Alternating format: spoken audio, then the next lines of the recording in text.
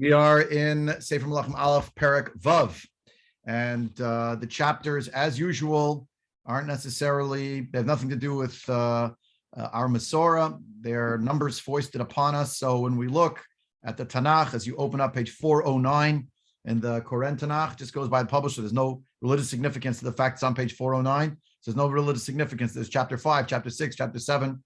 It's just a way of organizing things.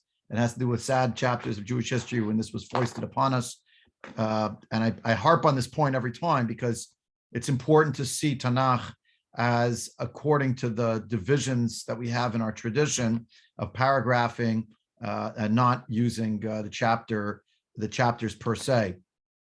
So if you look on page 409, we never really finished, but we got a little bit farther in our discussion about Shlomo HaMelech getting ready for the building of the Beit HaMikdash.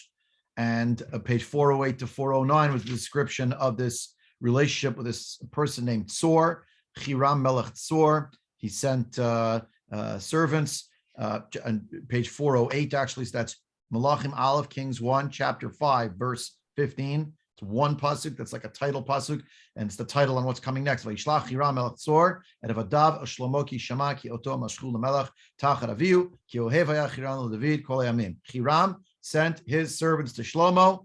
That's the first we hear of him, because he heard that Shlomo was anointed to be a king in his father's stead, and because Hiram had loved David all of David's days. And then Shlomo sends a message to Hiram, and that message has a return, namely that he tells him what he needs and why he's building the Beit HaMikdash. We're going to come back to this a little later this morning, but just to see sort of the skira, the overview. When Hiram heard this, he was very happy. Verse 21, that's chapter 5, verse 21, that next section, and his little tefillah here, and he sends to Shlomo what he's going to send him.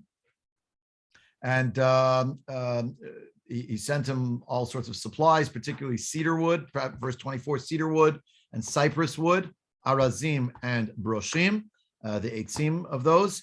And Shlomo, in return, gives him all sorts of produce, in the manner of wheat specifically, and of oil, basic necessities for the running of a country. Verse 26, the little section here, 26, is about the great peace between the two of them. The idea that Shlomo is now putting a tax on the people, but here it's really a giyus. He's bringing the people into pressing them into national service for the purpose of building the Mikdash. And he sends them up in groups of 10,000 and the like. Then we learn about these people who are basically porters, the Sabalim. So he has 70,000 of those and 80,000 who are cutting in the mountains. What are they cutting? They're stone cutters, chotzev, as opposed to the chotzev eitzim. These are the chotzvei avanim. So that's in addition to everyone else he had put on the treasury, and he had put in the command, verse 31. And the people start carrying these large stones, these precious stones, to put into the house, to make as the foundation of the Beit HaMikdash, and they're called Avnei Gazit. We'll see what that is a little bit later today. Right? Koren translates dressed stones. There's something here. I'll have to get to it. Vayivsalu b'nei Shlomo u'b'nei Chiron v'hagivlim v'yachinu ha'etzim v'avanim livim habayit. Everything is made ready. So it's the builders of Shlomo, the people from Hiram, and the people from Gival. We saw that on the map last time. Those people who were also pressed into service from one of the northern coastal cities, and they prepare everything, wood and stone, to build the house. Now we're up to chapter 6, but you need that background because we're going to come back to it again. We're going to see the Divrei Hayamim edition in a little while. So we learn here in the next pasuk, a critical juncture has been reached in Jewish history. How do we know? Because we're getting a timeline. And we're getting a timeline that tethers two events to each other. This is incredibly significant because we don't find too often, much less often than we would imagine, the date of two historical events being related to each other. I'll spend a moment on this and then we'll move past it. But those who are learning Masechet Rosh Hashanah now in the Daf Hayomi, so you know that the way that calendars worked in antiquity was not related to historical events, but to the lives of kings. And people ordered time in that manner. That was true throughout antiquity in every nation. It's true even in Tanakh. We have the listing of people, of kings rather, in such and so the king in such and such year of their reign, and the like. That's how people ordered time itself. Obviously, if you live in antiquity, so how do you mark time? You have no clocks, and you live by the astronomical goings on, sunrise and sunset, and the moon cycle, right? And years pass because you're able to count months, and the idea that we order time based on the years within that king was rampant. The problem was there wasn't a standardized way of ordering time around the world, even in the old world, to figure out, well, what time is it? What year is it? Well, in the year of who? It was always up for grabs. We still live this way today. There's a lot of Torah to be spoken on this subject. Rav Meidan from Yeshivat Har Etzion is very into this idea that part of being in exile is that we are stuck. So many of us, yours truly included, ordering time so often by years. Today we would say we're in the year 2021. And of course, that year itself has a religious connotation, and it's not our religion. Just like the chapters that are foisted upon us with the numbers, those years are also years that were impressed upon the world, I would say foisted upon the world by Christianity. The letters AD, which I try not to use, I say Common Era, CE, but AD standing for Anno Domini, the year of our king, not our king, but that's what the words mean, or the year of the king. And that reference is one that is anathema to us. It is actually a religious statement. So Rav Meidan has a whole idea about ordering time, making sure to order time, not only in terms of the years based on Jewish time, but even the months and the days. To use Hebrew dates means to order time through the prism of the Torah. And so he says, well, what is the historical event that's actually mentioned in the Torah and is mentioned again in the Torah right here, chapter 6 in Sefer Melachim, Yetziat Mitzrayim. And so he has a whole theory, which I won't go into now, where which comes to, I've talked about this before in this context, but for those who weren't with us way back when, where he always writes the date based on how many years it is since Yetziat Mitzrayim. So you write like now, it'll be 3333. That's how many years since Mitzrayim. So that's the year. And the months, well, we're now in the month we call Mar Cheshvan, but it's really month number 8, because month number 1 is Nisan. Nisan, Iyar, Sivan, Tammuz, Av, Elul, Tishrei, Cheshvan, or Mar Cheshvan. So here we are, 8. So that's month 8, and the day is whatever day of the month it is. What am I making a tzimus about this for? Even Jewish people were subjected to whatever the years were and whatever the time was and where they lived. It was only at a certain moment in history that Judaism took on what's called the Minyan Hashtarot. It was in the year 312 BCE. And that's when there was already a bit of standardization for various reasons we won't go into now. It has to do with the Greek Empire. And that was being dated in Shtarot until the time period of the Gaonim. It was only then that they started much more the prominence of another system, which is the system based on our work from Chazal, the Seder Olam Rabbah, that makes a chronology of the Tanakh starting from Adam HaRishon and going through, counting up each of the years and all of the years of all the people through all the generations. And that's how we come to the Jewish year of 5782. We say Mibriat Olam, Lamin and Shanu Moninkan in the Ketubah. But really what we mean is 5782 from the time of Adam and Chava based on the count of Seder Olam Rabbah. So that's what's going on with time. Now, I bring you all of this, and a lot of it should be already not only familiar, but feeling like a rerun for so many of the people on the call. to remind us all that when we see this pasuk, it's giving us a date and telling us this date is tethered to that date, we're learning something very, very significant about the ordering of time. Rav Meidan makes it such a big deal about it. He said, look, 480 years later, it was still significant to remind ourselves, like the beginning of the Jewish clock, the clock of Judaism started, then. Everything before that is prehistory, and that's the beginning. So, Vayihi b'shmonim shana, verse 1, chapter 6, verse 1. Vayihi b'shmonim shana, v'arba me'ot shana, l'tzeid b'nei Yisrael me'eretz Mitzrayim, v'shana revi'it b'chodesh Ziv, hu ha'chodesh ha'sheni limloch Shlomo al Yisrael, vayiven habayit la'Hashem. So it was in the 480th year of the Jewish people leaving the land of Egypt, in the 4th year in the month of Ziv. The months are not supposed to have names until we get to the exile in Babylon, where we take on these Babylonian names. I'm well aware that there are many beautiful and amazing and terrific and important drashot, beautiful homilies about each of the months. The month of Nisan is full of Nisim, and the month of Elul is Anila Dodi V'Dodi Li. Everyone's familiar with these things. And Mar Cheshvan is because of the bitterness of the month, because there are no holidays in it, and right. You can keep going. A bunch of them that have significance, religious significance, drush, etc. But the fact is, the Ramban points out at the beginning of the 12th chapter of Sefer Shmot, these names came from Babylonia. You could say they came from Babylonia and they were just waiting to be darshaned. So, okay, yeah, why not? Does it negate their religious significance?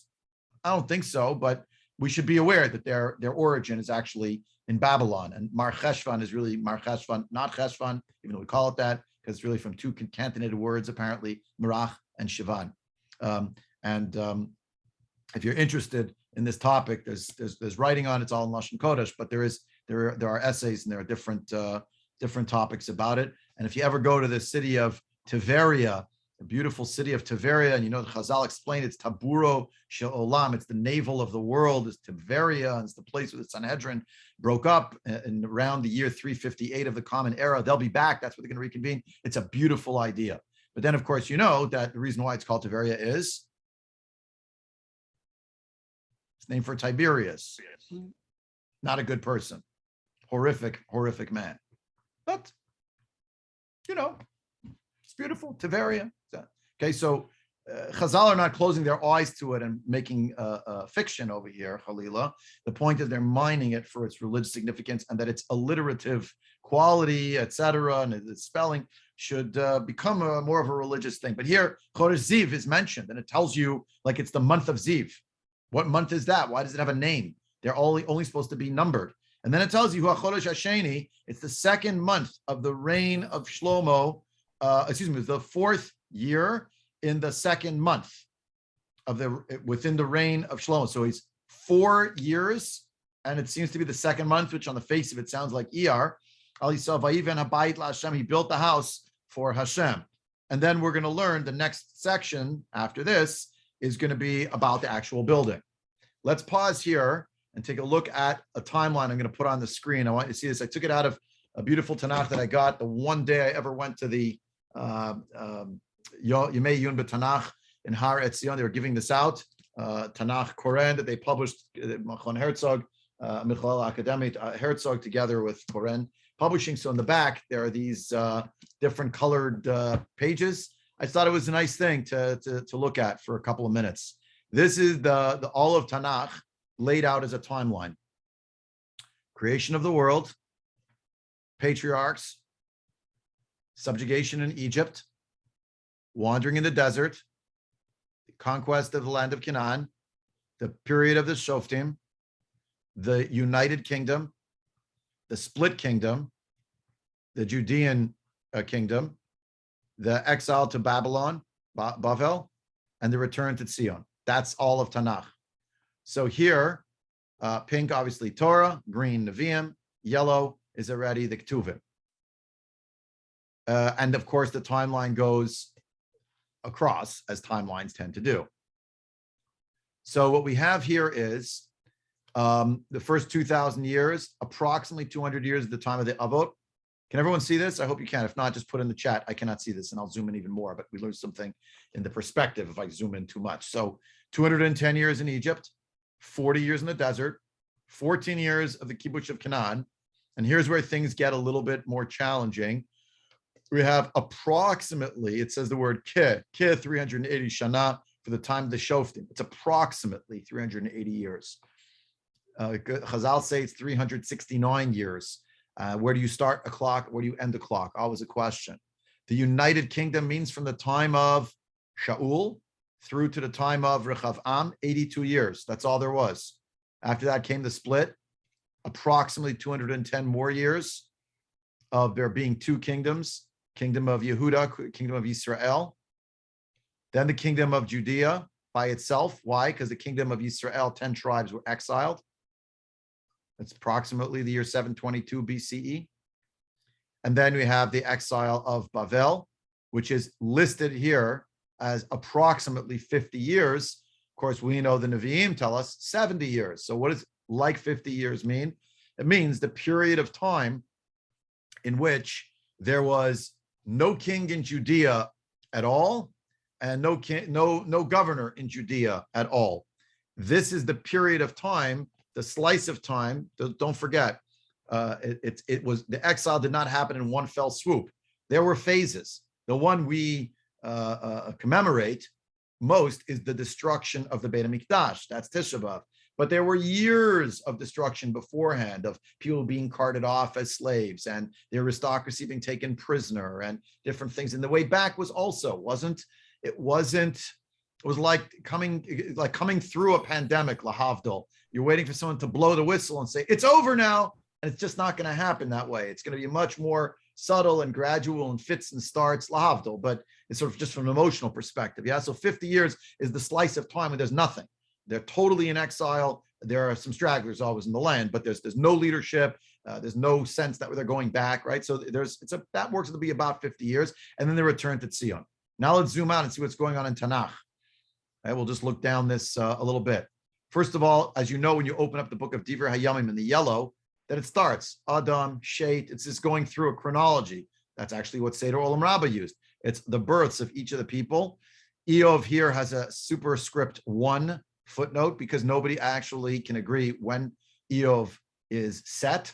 Is it set in the days of Avram, of Yitzchak, of Yaakov? It goes through all sorts of people in the Gemara in Bava Batra. It doesn't come to a resolution. So here's Sefer Bereshit. So it's sort of, he's in a time frame. We don't know. We're not sure. It doesn't tell us exactly when he lived. There are hints that he lived in this time or that time. Was he in the time of Moses? That's why he stretches into the time period of Shibud Mitzrayim.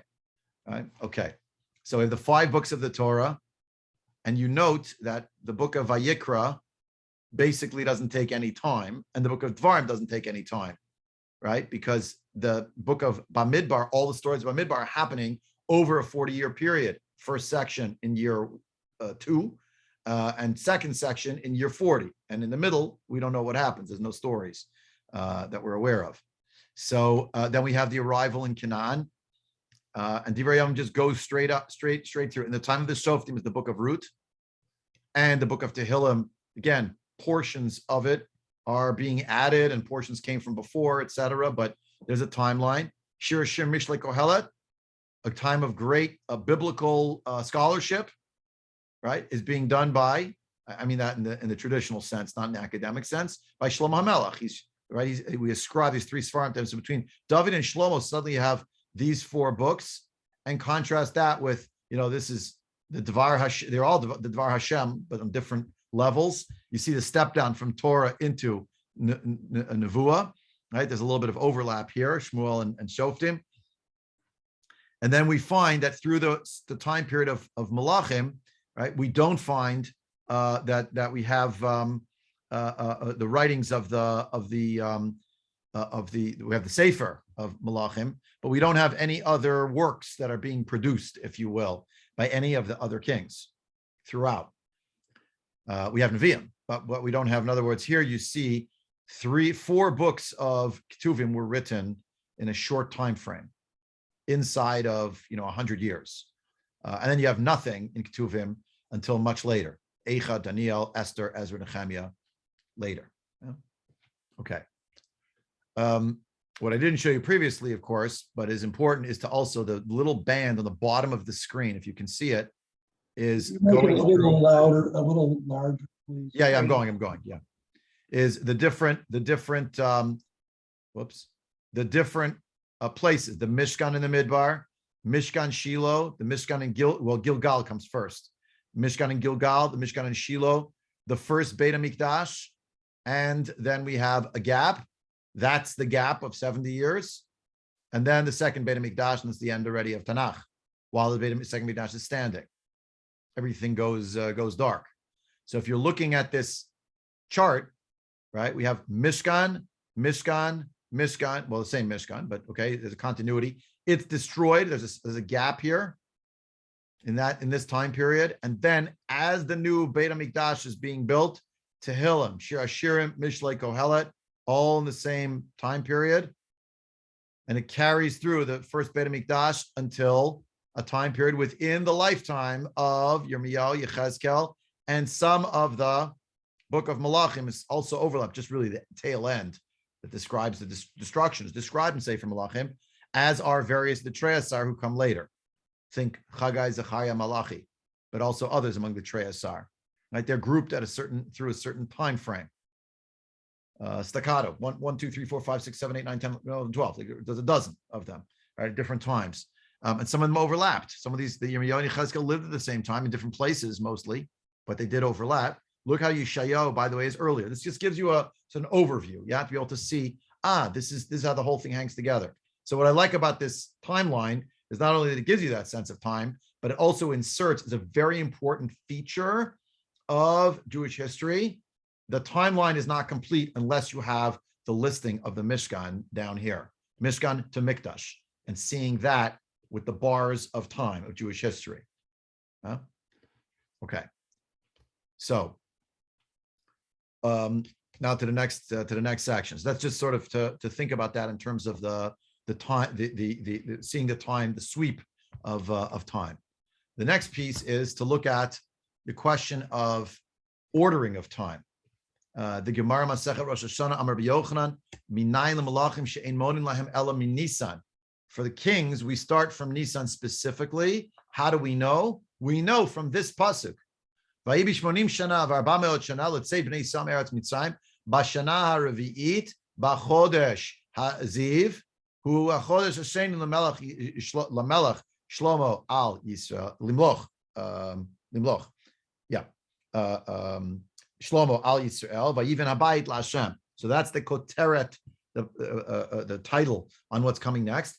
But the ordering of time, the Gemara here teaches, we know that we count from Nisan as a result of the fact that it describes the point of orienting of time, the Yetziat Mitzrayim, and it mentions then that it's the 4th year of the reign of Shlomo, which was the 4th year of the reign of Shlomo. Non-Jewish kings, as the Gemara goes on to say on page 3, on Daf Gimel, are ordered from Rosh Hashanah, from Tishrei. Why the one and not the other? Ayin Shama the Gemara. Beyond the scope we have, I just wanted to show you this pasuk is so significant. Even within halacha, it's the source of how Chazal understand that we're meant to keep up with the years of the Jewish people. If they're using kings as their reference point, the kings should order time from Nisan. Why? Because Nisan is Yetziat Mitzrayim. Later on in the Gemara Masachet Rosh Hashanah, there's a big debate about various historical events. When did they happen? The creation of the world, which we understand to be not literally the creation, but the creation of Adam and Chava.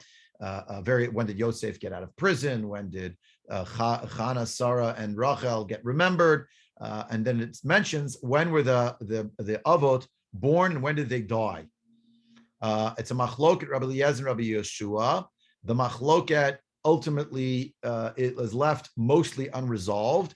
It sounds like it follows more Rabbi Yehoshua, that the world was created in Nisan, and so on and so forth. And then all the Rishonim, etc. And further along, the Gemara actually itself says, how do we daven on Rosh Hashanah? We say, Zayom Tchilat Ma'asecha. This is the beginning of your work, meaning this is the day of creation. So the Gemara, the Tosfot asks, how could that be? We just basically seem to say it was in Nisan. Is it Nisan? Is it Tishrei? So the tension is there. And the Gemara basically, by Tosfot have their answer. They basically say, it's a little of both. that there was a process going on. Whatever the case, that's more of a sugya in Masechet Rosh Hashanah, to recognize that both the month of Nisan and the month of Tishrei are significant. It's significant to us in our religious observance, and they're significant for Chazal to try to order various historical events. So Rabbi Yehoshua says that in Nisan the Avot were born, and he says, they died in this same month as well. The great tzaddikim are born and die at the same time. They die on their birthday. So Rabbi Yeshua says, "Minayin sheben Nisan noldu Avot." How do we know that it was in Nisan that the Avot were born? And the pasuk again is Vayihi b'shmonim shana v'arba meot shana l'tzei b'nei Yisrael me'eretz Mitzrayim b'shana haravi'it b'chodesh Ziv. It was in the month of Ziv. Why is it called Chodesh Ziv? How come it has that name? B'yerach shenoldu zayutnei olam. The ones who are the radiant ones of the world were born into the world at that time. So the Gemara says, wait a second, V'haktiv, doesn't it also say, it's going to say later on, that something happened in Yerach HaEtanim, and Yerach HaEtanim means the month of the mighty ones, and the month of the mighty ones for the Bar Plukta of Rabbi Yeshua is Rabbi Eliezer. He says that's Tishrei, because that's, he says, when the Avot were born, meaning Avraham and Yaakov. Everyone agrees Yitzchak was born in Pesach. Both opinions agree to that. So wait a minute. Later on, didn't your Bar Plukta, the one you argued with, Rabbi Eliezer, claim Yerach HaEtanim is the month of the mighty ones, means that's when they were born? Oh, no, says Rabbi Yeshua. Why is Tishrei called the month of the mighty ones? It's mighty in mitzvahs. Mighty in mitzvahs. But they were born in they were really born in the month of Nisan. So they say, okay, they say to Rabbi Eliezer, wait a minute. B'dachnami haktiv b'yerach ziv b'chodesh ziv. Excuse me, it says b'chodesh ziv in the month of radiance. No, so he says no. How deitbe ziva li'ilane. It's the month in which the trees are resplendent. Now, I didn't give you this Gemara because it's a little bit, whatever the word is, a little bit confusing. The Gemara goes on. First of all, I didn't give you the Hebrew part next, but I see here now as I look down, it gives you a little nice quote from Rabbi Yehuda. When a person goes out into the world to see the perfection of the world and the beautiful trees, they make a bracha, a special bracha in Nisan, which is wonderful, except for one small problem, which is when you look in Tanakh, what did it say Chodesh Ziv was? What month?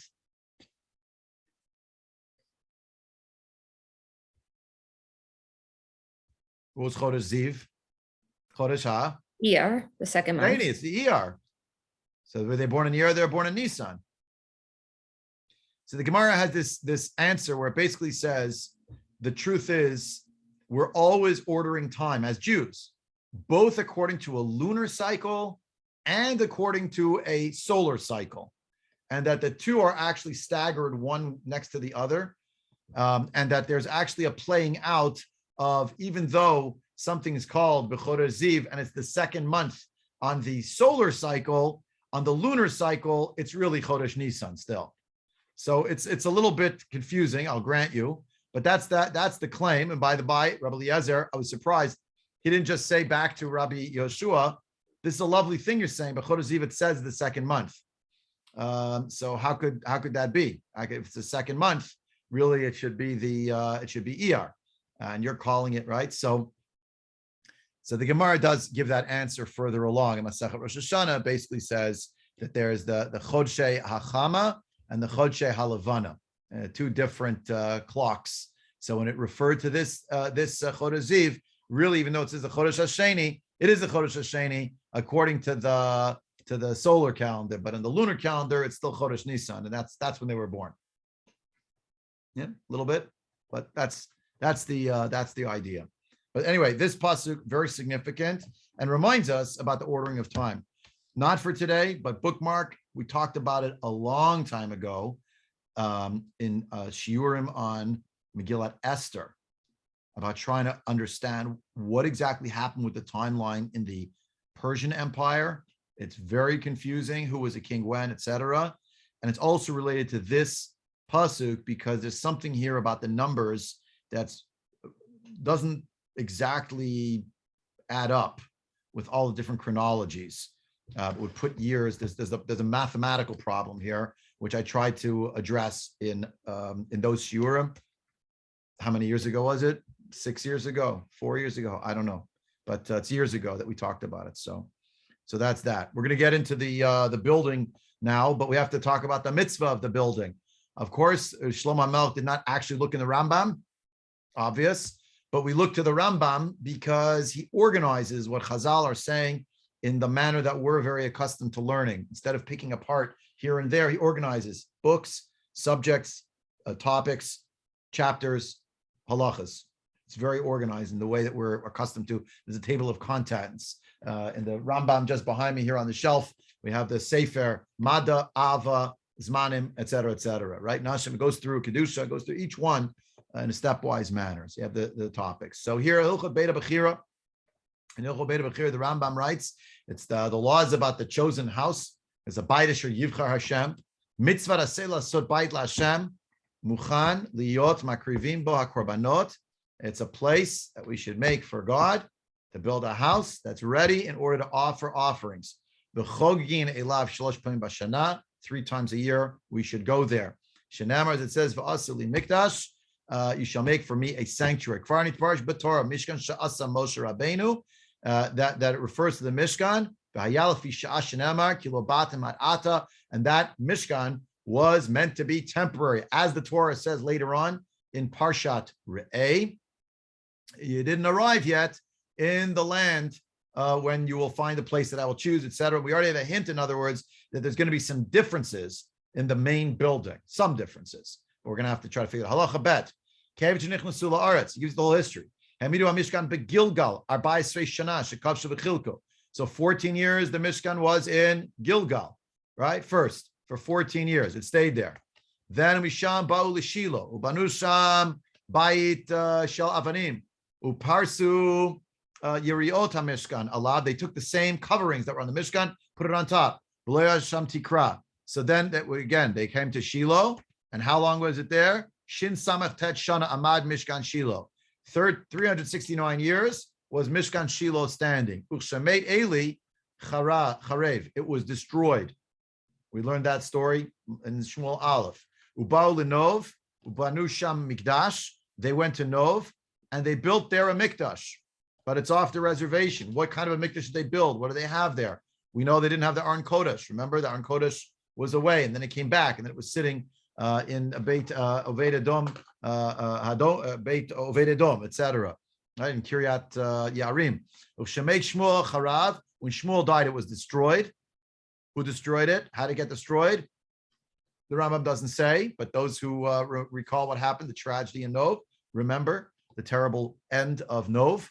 Then they came to Givon. After that, Ubanu Sham Mikdash. Right, and after there was a Mikdash in Givon. Again, what was there? Not the Aron Kodesh.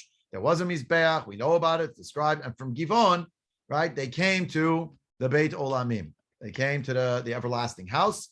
And how long were they in Nov and Givon? The total was 57 years.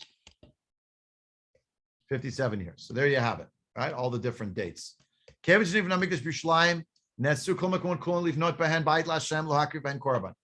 Mikdash is built, cannot build a house for Hashem anywhere else.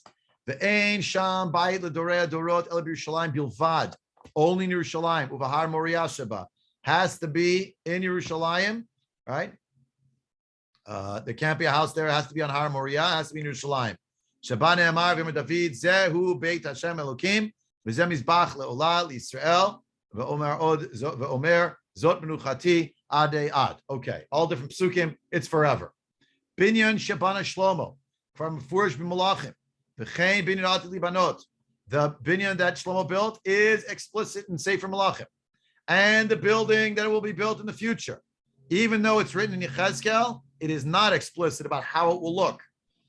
We don't know 100%. Ve'anshe Bait Sheni Kshabanu B'Mei Ezra Banu Kibinyan Shlomo. The people in Bait Sheni did not have a prophet. They took based on what they recalled from Binyan Shlomo and what they saw in Sefer Yechezkel, but it was not the book of Yechezkel coming to fruition, coming to to be made into what it was supposed to be made into. It was some approximation. No more than that. So again, same Tanakh, but just to show you, and again, it's an artist's rendering. No one should take it home as this is how it is or how it was. This is a picture of an artist's rendering on the right-hand side of what the Mishkan looked like in the Midbar with the people encamped all around. Again, artist's rendering. This is what it looked like. We don't know, right? But there, that's the picture of the Mishkan. Here's the diagram of the Mishkan as the blueprints, if you will. So we have the basic idea. Here's the Mizbeach. Here's the curtain. Here's the Kior, the laver. Here's the golden altar, the menorah, the shulchan. Of course, the Kodesh HaKodashim, and of course, Alef, in the Kodesh HaKodashim. This with the two lines are the staves of the Aron HaKodesh. See the dimensions across and behind. We're going to come back to this, but these dimensions are outside of the building of the Mishkan.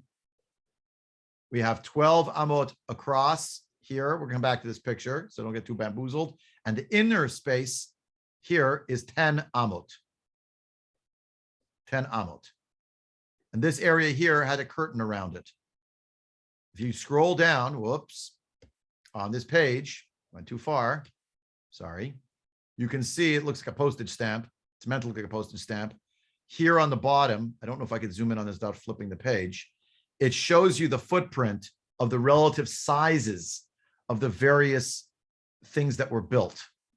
So we have the Mishkan and the Midbar and the Mishkan and Shiloh with the same dimensions. Remember that the Mishkan and the Midbar is built, has a structure to it, which is itself possible to disassemble. They did disassemble it in order to move it around. And it had that covering, which you see here, the various kinds of covers, the crimson and the from the Orot HaTachash, from that mysterious animal on top of it. Yeah.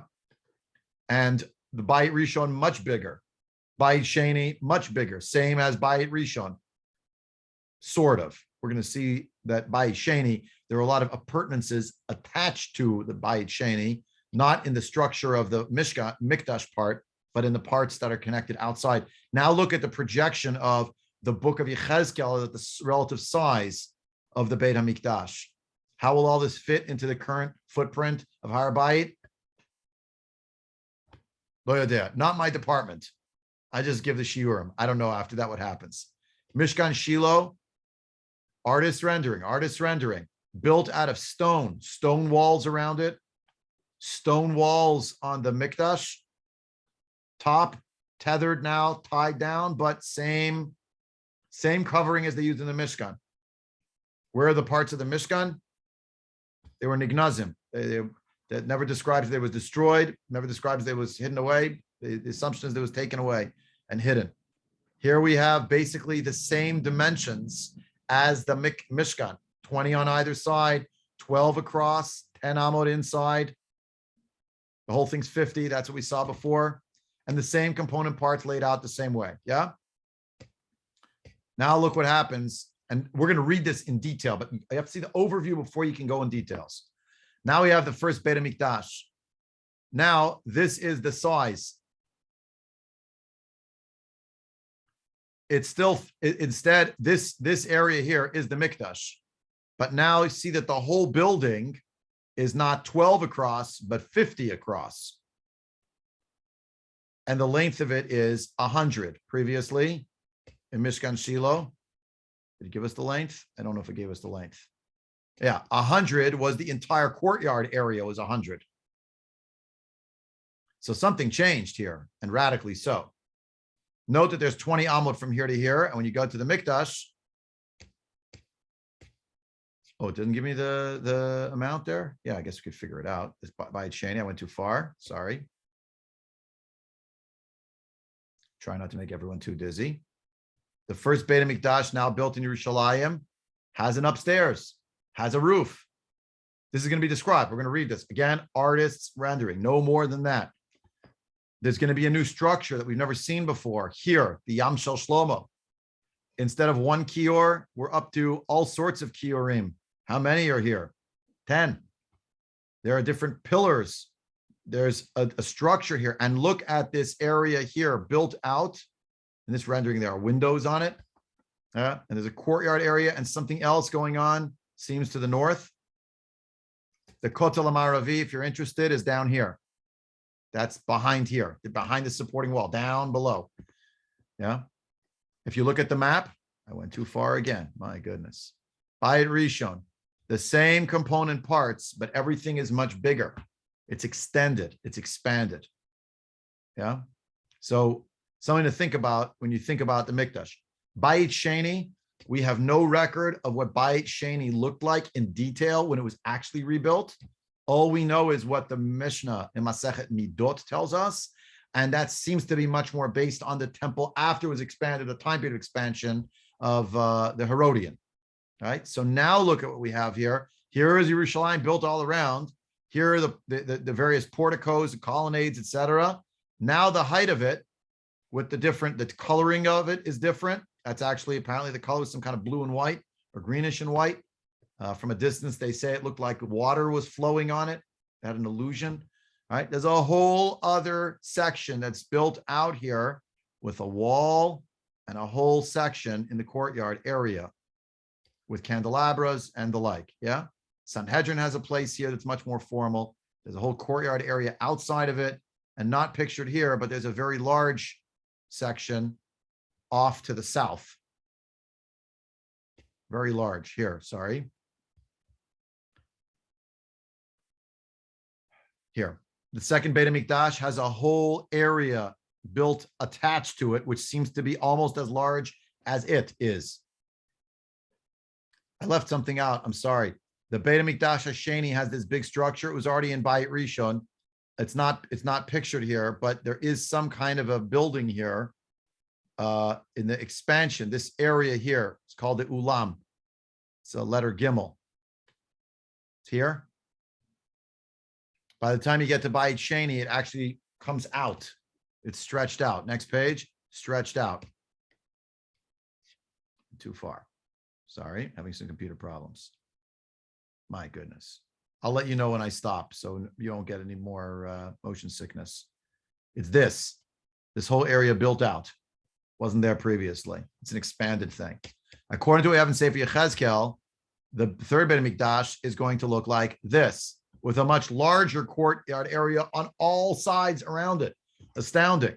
And we have the same structure of the Mikdash with the same idea here of a Mizbeach.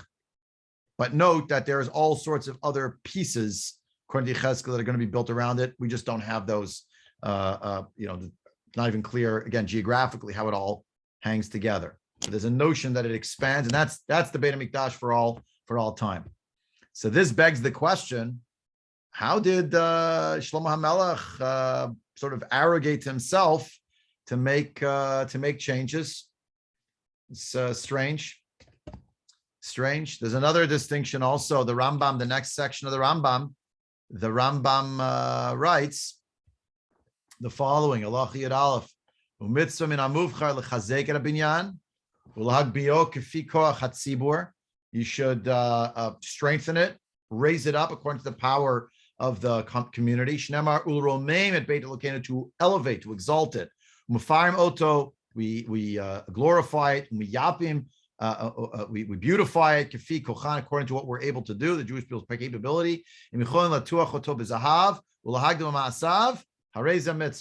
If you can actually plate it with gold, and you can raise it up, in terms of its prominence through your actions, that's a mitzvah to do it. Then says the Rambam, "Ein bonin dan mikdash b'layla."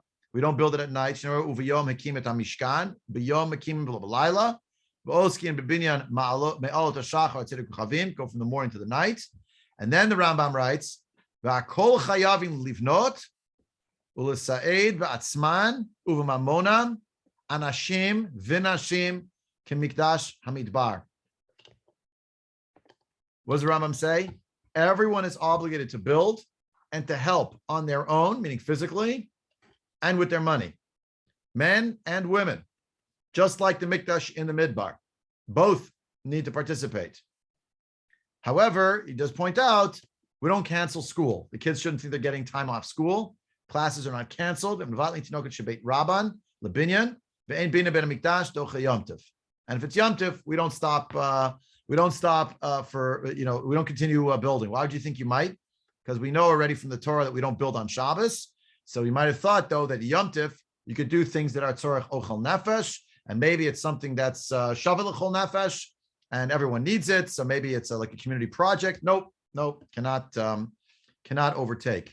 But you see a little subtle difference, not only the major difference, obviously, in the construction, expansion, dimensions, and the number of things, which we have to deal with, but we also see that right away, the setup for the building was focused mostly on how there was going to be a labor force that included who?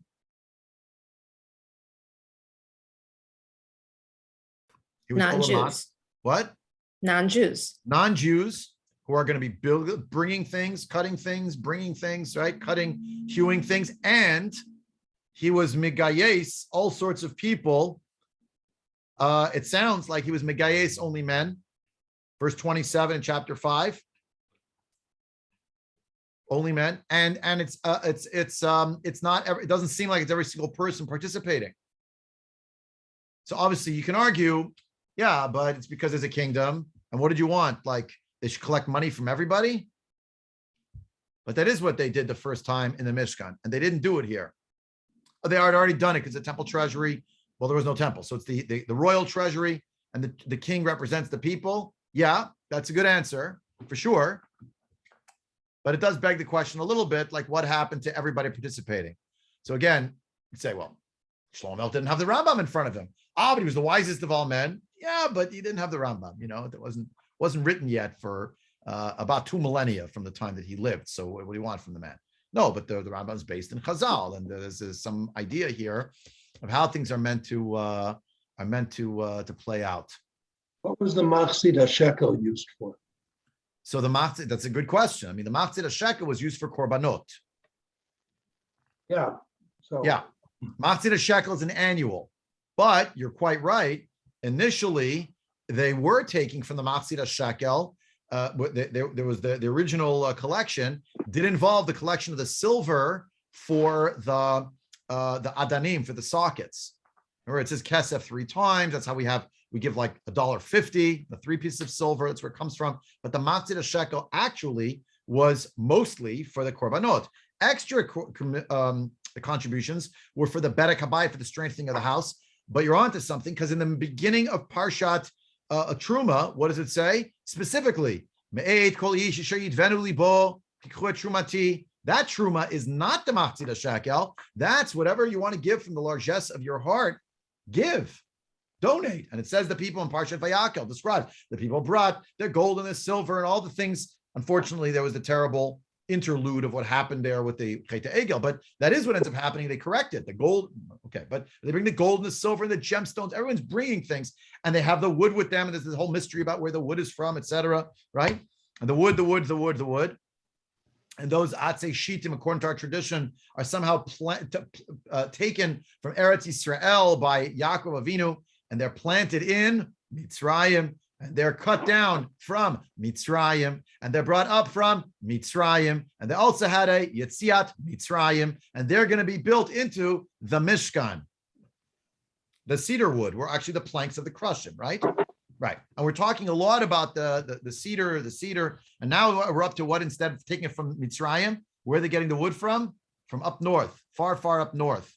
So if you turn with me to Divrei Hayamim, a bet, a chapter, Divrei Hayamim bet is Chronicles 2, chapter 1, verse 14. We find out, chapter 1, verse 14. Page 986 in the Koran Hebrew English Tanakh. If you're using another Tanakh, it's Divrei Hayamim Bet, 2 Chronicles, chapter 1, verse 14. Vayesof Shlomo Recha Ufarashim Vayihilo Elav Arbamiot Recha Ushnemasar Elav Parashim Venichim Ba'arei HaRechav Im HaMelech B'Yerushalayim. It tells you all of his chariots. We actually learned about this before, but I'm making a point. So Vayiten HaMelech et HaKesef et HaZahav B'Yerushalayim Kavanim The gold and the silver were like stones because there was so much of it. And the cedars were, he put, they're as common as the shikma, the sycamore trees that are in the shvela. There's so many arazim. Now, where do you get the arazim? So that story is, how did he get those? This is a descriptor, Perek, that's giving you like the sum total of his holdings. But where did the arazim come from? We're about to find out. We know already because we read it in Sefer Melachim Alef. He got them from up north. Where are they from? Mitzrayim. Mikvei Sochari Melech, Mikvei Yikhu, B'Metir, Vayalu, Vayotziu, B'Mitzrayim, Merkava, B'Sheish Miot Kesef, V'Suz B'Chamishim Umea, V'Chein L'Chol Malchi Achitim, L'Malchi Aram, B'Yadam Yotziu. The point here is he's buying it predominantly. The king is buying it from Egypt. That was the place where you got excellent tanks. That's where we talked about this last year. But here it mentions Mitzrayim explicitly. Yomer Shlomo livnot bayit l'shem Hashem ubayit l'malchuto. He's going to build a house for God and a throne room and a palace. Vayispor Shlomo 70,000 ish sabal, 80,000 ish chotzei bahar, umenatzchim aleim 3,600. And he has these 3,600 people who are the commanders on these groups of 70,000 and 80,000. Now look at Pasuk Bet. According to Perek Bet, Pasuk Bet, chapter 2, verse 2. The initiative now, unlike what we read in Sefer Melachim, where we saw specifically that who comes?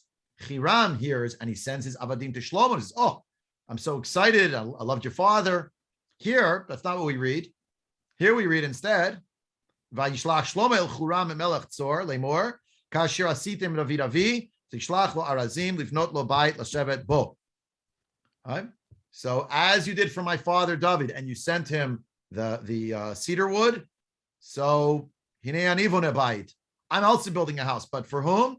L'shem Hashem Elokai, lahakti shlo, to sanctify him, lahaktir lefanav, k'toret samim u'marechet tamid ve'olot laboker ve'la'erev la'shabbatot ve'la'chodashim l'modei Hashem Elokeinu le'olam zot al Yisrael. So he tells him what it's for the incense offerings, for the various animal sacrifices in the morning, in the evening, for Shabbos, for Rosh Chodesh, for the holidays. Everything is mentioned here, right? And it's going to be, for forever, for Hashem, our God. Gadol. It's going to be a great house, great, giant, large.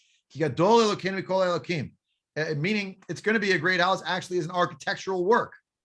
There aren't many tall buildings in antiquity. This one's going to be particularly prominent and great and beautiful. Yeah.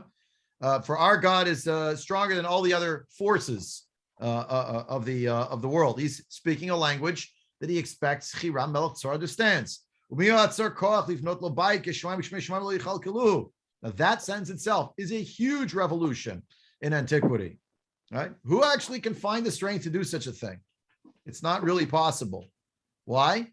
Because Hashem is beyond time and space. He's not contained in the heavens. Who am I to build such a house for Hashem? But to offer before him, I'm going to burn little spices. That's serving God, but that's what he wants. That's the mitzvah.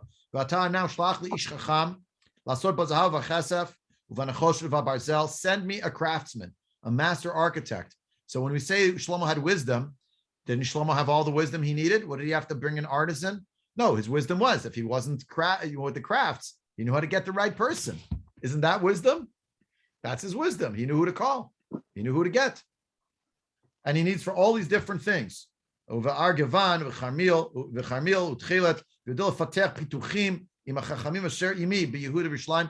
Chachamim, but we want the greatest architects that you have. Bring them. We're working together. Right? Everything that was prepared by my father, David.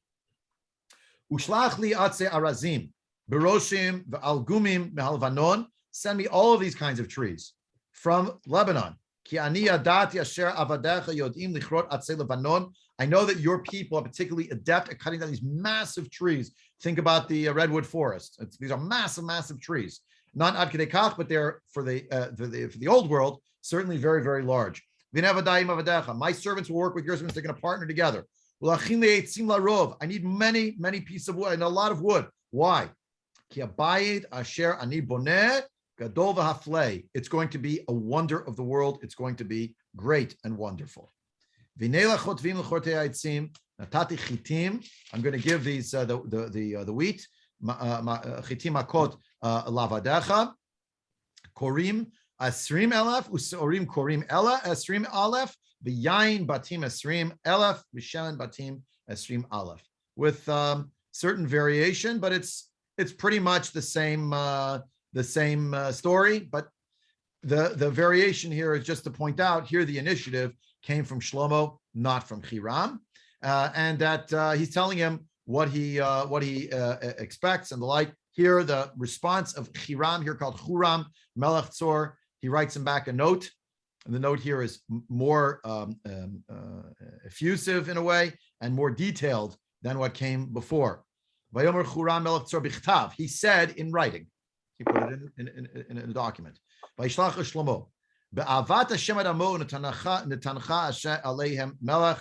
But God loves His nation, He made you their king. Vayomer Churam Baruch Hashem Elokei Yisrael Asher asar hashamayim ve'haaretz Asher natan leDavid HaMelech bein chacham yodei seichel uvina asher yivneh bayit laHashem ubayit lamalchuto. He responds to him, I get it. There's one God. He's the God of heaven and the God of earth. He's running everything. And He gave David such a beautiful son as you, a great son, with seichel, with understanding, right? He has intellect, understanding, who will build a house for God. If anyone can do it, you can do it, right? And He's also going to build a palace.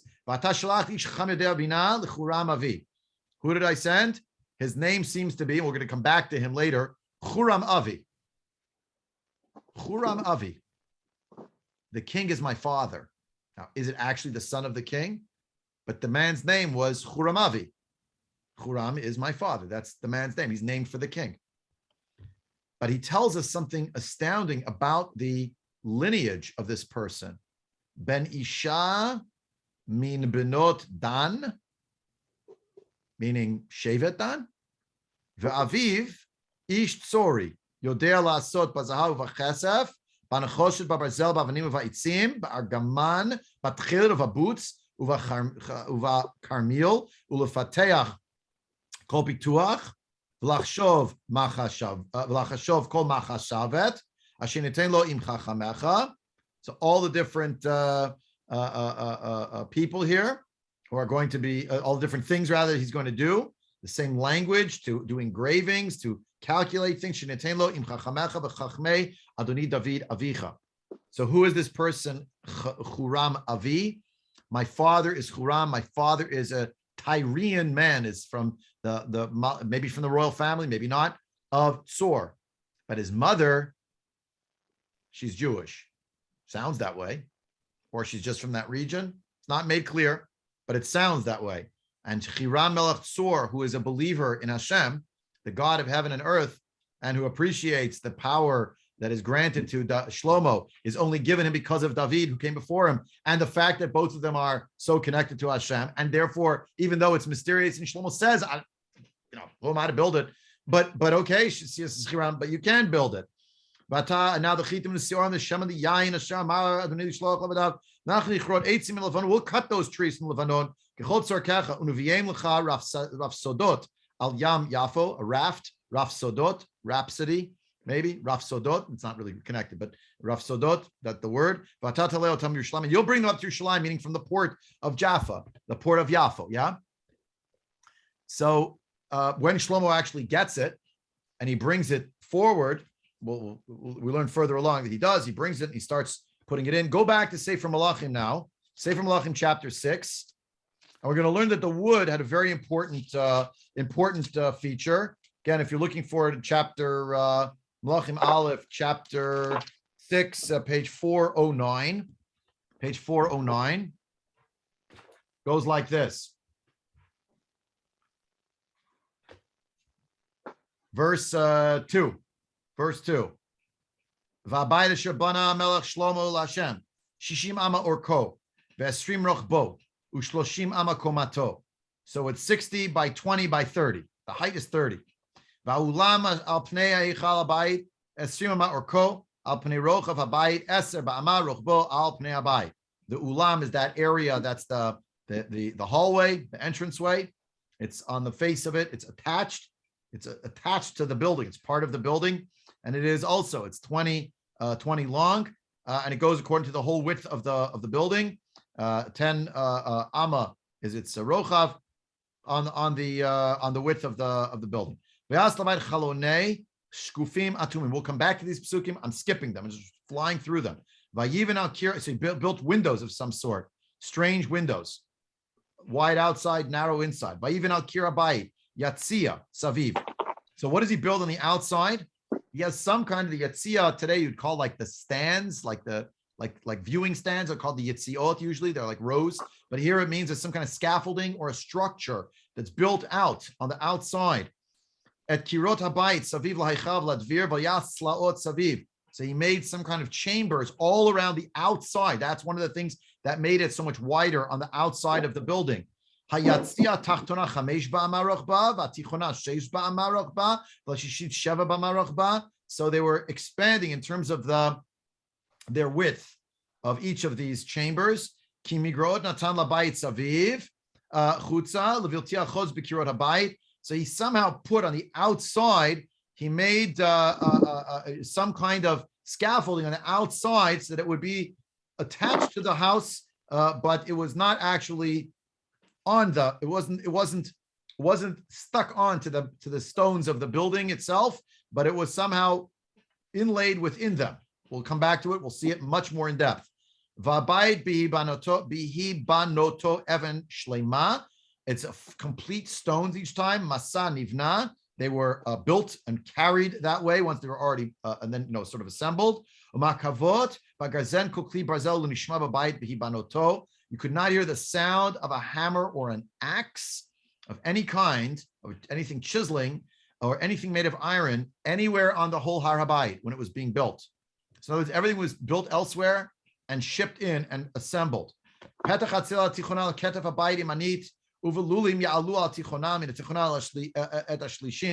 to see this inside, what exactly this is, the various doors. There was a staircase inside. How did that work? How did it look? How was it all attached? Vayiven et habayit vayichalehu. He built the house and he completed it. Vayispunet habayit gevim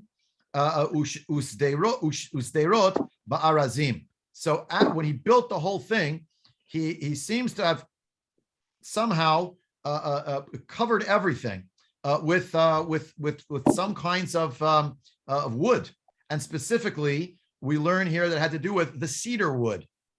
Vayiven et hayatzia al kol habayit. He built this whole structure on the outside. Chamesh amot kamotu. It was 5 amot high.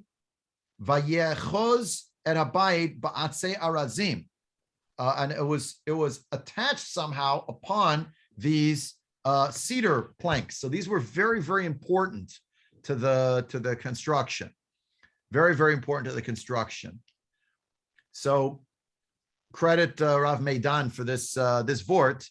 When you look up in Sefer Dvarim chapter 3, Sefer Dvarim chapter 3, verse 25, Moshe Rabbeinu pleading with Hashem to be allowed into the land of Israel, pleading to be able to come in to have a reprieve from the decree that was leveled against page 214 in the Koran Tanakh. Again, page 214, or alternatively, you'll have the structure also. You'll find it rather in chapter 3, verse 23, 24, and 25. You can find it there. Devarim chapter 3. I just found this note from Shelley, which is a great point. The book of Chronicles mentioned the temple and the palace. Melachim seems to only mention the temple. See, that's not exactly accurate, but there's more detail, certainly the one in Chronicles. And when we get there, we'll get there, which I'm skipping it for now because the building of that house was later. So we learn here that what Moshe Rabbeinu wants, verse 25, I want to be able to go see the land that is on the other side of the Jordan. I want to see this goodly mountain and the Lebanon. What's the Lebanon? Let's go to Lebanon. Rashi, based on Chazal, put it already on your screen when you weren't looking, when you're looking down. Ebra now want to pass through. He's asking. Hahar Atovah, what mountain is that? Is a reference to Yerushalayim. Again, it was not identified openly as such on purpose, but they all knew it was going to be a mountain. They had an inkling that it had to do with Har Moriah. Others thought maybe it was going to be another mountain, like maybe Har Grizim or Har Eval, maybe some other place. What is the Levanon? The Levanon is the Beit HaMikdash. The Levanon is being referenced as the Beit HaMikdash. Chazal have all sorts of midrash, and why is it called Levanon? Because that's where the people found the libun, the purging and the whitening, therefore, of their record of sins. They come to the Beit HaMikdash. What's Shlomo extremely intent on doing? Where's the wood going to come from? Where's the cedar wood going to come from? Davka cedar wood. He doesn't want the acacia wood from Egypt. He doesn't want the acacia wood that's available in Eretz Yisrael. He wants to get the wood that's specifically of the Arazim. Obviously, on the level of Pshat, so obvious why. It was great quality. It was large beams. From what we know, from the very little that I know about, I'd say Arazim, I was reading up about it prior to the Shir. So it doesn't buckle easily because it's so strong. But obviously, it's more malleable in terms of being able to shape it and cut it, etc., than stone is. Obviously, it's lighter. But on another level, what's Shlomo Melech trying to do? I want to bring the Levanon to Eretz Yisrael. I want to put it right there, right? You're going to put it into that spot. And Karen pointed out that cedars reference throughout Tehillim, which we attribute to David. Yep, Inachinami. There's also a lot there about the cedars. But what's the idea? Cedars are strong and tall, right? Ke'erez Balvanon Yiskia, right? We have many references to the tzaddikim are called the Exile of Bavel. Now part of the Levanon, of the strong trees of the Arazim, are coming, and they're being built into the house. It's not just that. It's also having to do with this alliance with Hiram Melech Tzor, who we learn seems to have been a monotheist. Isn't that what he's saying?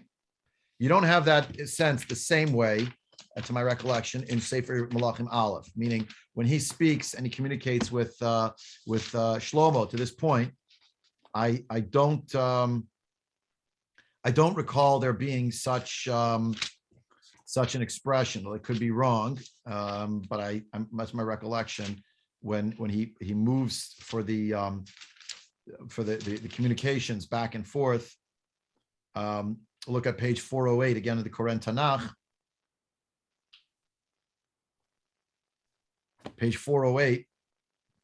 You get more of a sense of Hiram as loving Shlomo because he loves David. He references God. That's true.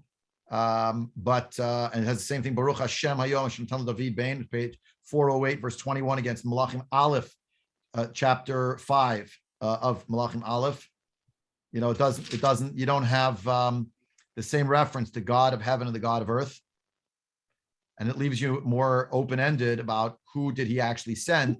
In the book of Chronicles in Divrei Yamim, it turns out it's this person, Huram Avi, who is on one side, on his father's side, he's from the nation of Tzor. On his mother's side, seems to be maybe from Shevet Dan, maybe either the region of Dan or Shevet Dan. But if it's from the tribe of Dan, I think that's Kedushat Yisrael. His mother's Jewish. Larry, please, you had a question, comment. Yeah, one could argue that Hiram is attributing to creation, but gods at those times had specific tasks, and he may not be embracing monotheism, but is political. Someone, if everyone would mute, there's some noise in the background. That's what I'm doing right now. I'm manually muting everyone who's unmuted because otherwise I can't hear what you're saying. The gods of antiquity had what? Gods of antiquity were assigned specific tasks. Tasks, yes. Yes. And additionally, there's a big trade going on between Hiram and Shlomo. By our terms today, billions. Yep. And he may be a good business person. He may be a good politician. Gods were heavily linked with monarchs. Yep. Frequently the same. So while it would be nice to say that Hiram was embracing monotheism, it could be said he was being political, stroking Shlomo? For sure. Okay. For sure. My point is, in the book of Chronicles and Sefer Divrei Yamim, here you have someone who's a foreign king who is lending a hand. He's being paid handsomely, but he's part of the process. Lori had mentioned it just by the by before, but the fact is that non-Jews were involved in the building of Bayit Rishon. And as we'll see when we get to the programmatic prayer of Shlomo HaMelech, it's not just a place for Jews. It's a place for all of humanity. It's the Nevuah of Yeshaya later on, but Shlomo HaMelech's already saying it in the inaugural phase. Come build with me. And I don't understand when you say that it's a place for all people. Nochrim cannot bring korbanot. They can bring various types of korbanot. Yes, they can. They can? There are certain korbanot. Yes. They bring Nadarim and Nadava. There are various korbanot that they can bring. Yes. Okay. Now, there are places they can't walk into. That's true. But there are places Yisrael can't walk into. That's understood. There are places I can't walk into. I'm not the right tribe.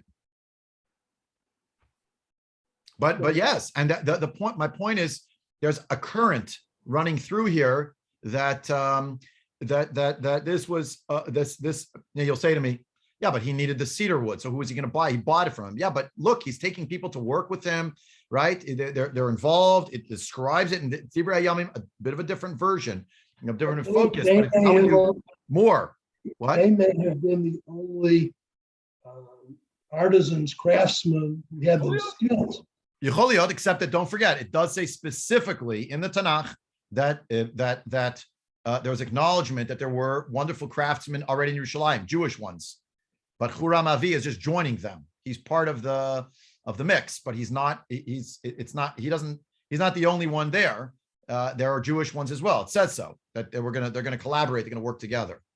Now, what we didn't deal with today, which we won't deal with because the shir is now concluded, but next week, God willing, we're going to have to start understanding a little more about the fact that the first thing is that Shlomo changed the dimensions. He added things. What does it mean that he brought in foreigners to be involved in design work? Is that what happened? But at least here, the idea that already the notion of the Mikdash in Yerushalayim somehow has a nickname, that it's called Levanon, and that the Arzei HaLevanon are being brought in from afar. They're imported and they're built into a portion of the house. By the way, which portion of the house they most associated with? The build out, the part that's the extension, that's these chambers all around. It doesn't say that they were building the Arna Kodesh was the same Arna Kodesh from before, and the gold and all of that. They didn't get that from them. They think that they're taken from Eretz Yisrael. But the wood and the woodworking has come from afar, and it is part of the building. This is a very big contrast to what happens in Bayit Sheni, where there are people who want to participate in the building of the Mikdash, and then later of the walls of Yerushalayim, but first really of the Mikdash, and they're being told by Ezra, no way.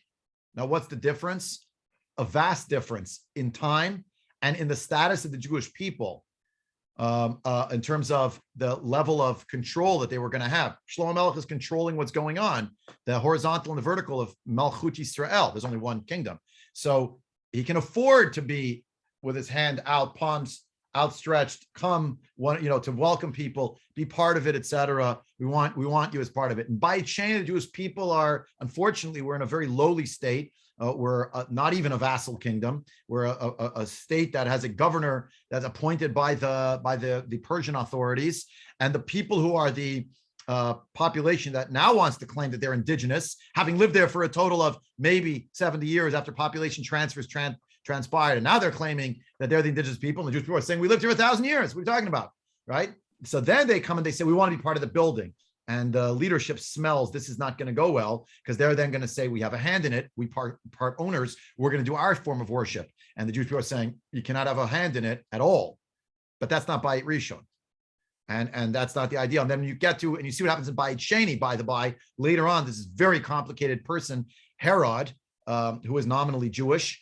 But his name is Herod, for heaven's sake, Hordus, and he does this massive expansion, and we see how much foreign influence there is among the Greeks and the Romans, and things that are not kosher that are happening in the Makom HaMikdash by the end of Bayit Sheni because of that foreign involvement and the involvement of a Jew who has also some kind of split a heritage, and it doesn't go well. Doesn't go well in the end. What will Beit Shlishi be? So we have the dimensions. Who will participate? Ki beiti beit tefillah yikar l'chol amim. Let's all be hopeful. That'll be a house of prayer for all nations as well, to reach out to Kadosh Baruch Hu. And that will be the center in Yerushalayim, Ir HaKodesh. Okay. Ad kan Rabbi, today.